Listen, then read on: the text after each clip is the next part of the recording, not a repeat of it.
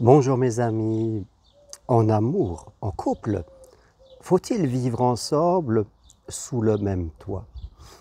Alors, hier, je lisais un article sur le chanteur Plastique Bertrand, si vous vous souvenez de lui, un chanteur populaire des années 80-90, et il vit toujours depuis 40 ans avec son épouse, et on lui demandait quel est le secret de sa longévité, et lui disait eh bien, nous ne vivons pas ensemble, nous avons 2 appartements séparés.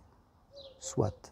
On peut prendre les choses ainsi. Alors c'est vrai que ces personnes qui viennent du show business, peut-être des fois par leur métier, elles sont obligées de faire cela parce que quand on était chanteur comme Plastique Bertrand, on va à droite et à gauche, de salle en salle, de ville en ville. Donc cette vie s'impose à nous. Et quand on a fait une carrière de 30 ans comme cela, c'est pas évident après de décider de but en blanc, de se remettre ensemble, alors que l'on ne l'a jamais fait, parce que la vie, notre vie professionnelle, ne nous permettait pas de le faire. C'est différent de le choisir soi-même d'entrée.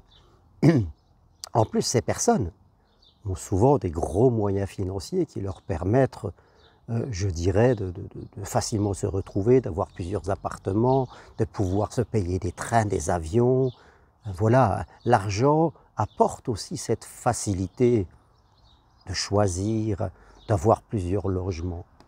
Il est certain que pour monsieur et madame tout le monde qui aura un salaire entre 1 000 € et 3 000 €, payer 2 logements, c'est-à-dire une dépense mensuelle aux alentours de 1 000 €, voire plus, entre le loyer, les factures, eh bien quand on double ça, ça coûte cher, ça fait presque une somme de 12 000 € l'année, et on pourrait utiliser cette somme pour se payer tous les deux 3 ou 4 voyages super intéressants et nourrir l'amour. Donc ne nous comparons pas avec des gens qui ne vivent pas comme nous et qui n'ont pas les moyens, et qui ont des moyens que nous n'avons pas. C'est important, vivre à deux, je ne dis pas qu'on va faire ça de façon économique, mais quand on est ensemble, je dirais c'est plus simple aussi.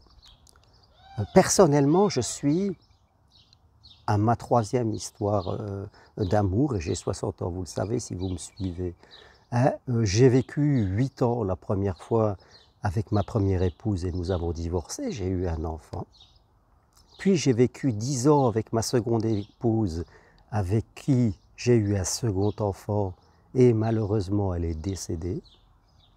Et puis aujourd'hui, eh bien cela fait 15 ans que je vis avec Edwige, avec qui je viens de me marier il y a quelques mois, alors que nous avons 15 ans de vie commune. Nous n'avons pas eu d'enfants ensemble parce que nous avions chacun 2 enfants, je dirais, d'union précédente, et nous avions peut-être passé l'âge aussi, et passé l'envie aussi, je dirais. On est centré sur notre vie, on est centré sur notre bonheur à deux, on est centré aussi sur nos rôles de grands-parents aussi, parce que nous sommes grands-parents, voilà.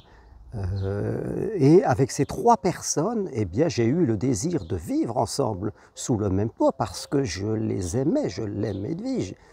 Et j'ai envie d'être avec elle matin, midi et soir. Ensemble, nous sommes dans un couple, aujourd'hui, où on se laisse libre d'être soi. Être à deux, c'est aller plus loin que si on était seul, je le répète souvent. On n'est pas là en train de s'auto-bloquer, de s'empêcher de vivre, de s'empêcher de prendre des décisions personnelles.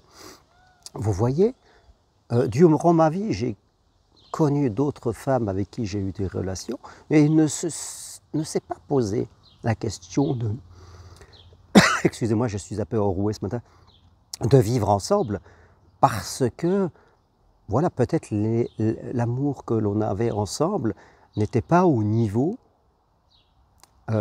qui demandait une telle décision. Mais que ce soit avec ma première épouse, la seconde ou Edwige, oui, là, je n'avais pas envie de faire du chacun chez soi. Souvent, j'entends les gens dire « on se voit pour les bons moments ». Alors cette phrase me paraît bizarre, parce que, alors on se voit pour les bons moments et on ne se voit pas quand il y a des mauvais moments. C'est un peu ça ce qui n'est pas dit, la croyance. Alors que l'amour, c'est se voir pour tous les moments, les bons et les mauvais, et surtout les mauvais. Je dirais parce que c'est quand on est dans l'amour qu'on s'entraide ensemble. C'est ça l'amour. C'est traverser la vie ensemble, main dans la main, avec nos forces, avec nos vulnérabilités, avec notre histoire, avec notre courage et aussi nos peurs. C'est ensemble s'entraîner main dans la main. C'est ça le vrai amour. Je crois que si on décide de faire du chacun chez soi, c'est qu'on n'y est pas. C'est comme si l'amour pouvait être devant vous personnalisé et vous lui disiez, écoute, bon, je t'invite de temps en temps, mais après tu t'en vas. Hein. Tu rentres chez toi, tu as tes affaires, j'ai les miennes, on ne se mélange pas, on se voit juste pour passer du bon temps, des bons moments, et puis après chacun chez soi. Je crois que si l'amour entend ça, il va vous zapper. Et il aura complètement raison. Et puis vous allez attirer à des gens à vous qui vont vous ressembler, qui n'ont pas envie de donner plus. Ils ont juste envie de donner un peu. On se passe des bons moments, on se fait un signe, on se fait tout ça. Donc, mais après, voilà, c'est tout. Hein. Pas trop quand même. Hein. Faut pas d'investissement. Je veux pas d'envahissement. Chez moi, c'est chez moi. J'ai mes habitudes chez moi. Tu as tes habitudes chez toi. Et puis de temps en temps, on a nos habitudes à tous les deux. C'est un peu ça le deal, le contrat. Peut-on vivre une grande et belle histoire d'amour ainsi? Je ne sais pas. J'en doute, je vous le dis franchement. Quelque part, à vous de réfléchir. Rappelez-vous mes amis, l'amour c'est de l'ouverture, c'est de la foi, c'est de la croyance positive. Il y a les deux énergies, l'amour et la peur de l'autre côté. Demandez-vous si vos choix sont poussés par la peur, quelle que soit la peur, d'être envahi, de décider, de ne plus être libre, d'être manipulé, j'en sais rien. Est-ce que votre décision est poussée par une peur ou par un réel désir de ne pas vivre ensemble et de rester autonome pour quelques raisons? Et encore, je dis le mot autonome comme si l'amour allait vous faire perdre l'autonomie. L'amour ne vous fait pas perdre votre autonomie, sauf si vous n'êtes pas capable de l'exister et de poser des frontières et de parler avec l'autre. L'amour vous fera toujours progresser sur des points où vous devez évoluer. Alors si vous êtes dans un début d'histoire, si vous êtes à cette frontière, si vous vous posez cette question, si vous êtes seul et que vous vous interrogez sur votre avenir, voilà, posez-vous la question, voulez-vous vivre avec une personne ou simplement vivre une histoire chacun chez soi? C'est ça. Et si vous voulez vivre une histoire chacun chez soi, est-ce que c'est par un vrai choix? Ou est-ce que c'est par peur de revivre des choses du passé? Est-ce que c'est encore votre passé qui vous joue des tours et que vous avez peur de revivre les mêmes histoires et que, fin de compte, c'est une sécurité que vous voulez mettre? Posez-vous ces questions, soyez en conscience. Ne vous laissez pas manipuler par votre mental. Parce que sinon, vous allez attirer que des personnes qui vont valider votre choix, c'est-à-dire des personnes sur qui vous ne pourrez pas compter, qui vont risquer de vous envahir, d'être trop pressés, qui vont vous jouer des tours. Et ça va valider l'idée que oui, j'ai raison de rester tout seul. C'est comme ça que ça fonctionne. Si vous ne voyez pas ce schéma, il va se répéter sans fin hors de votre champ de conscience.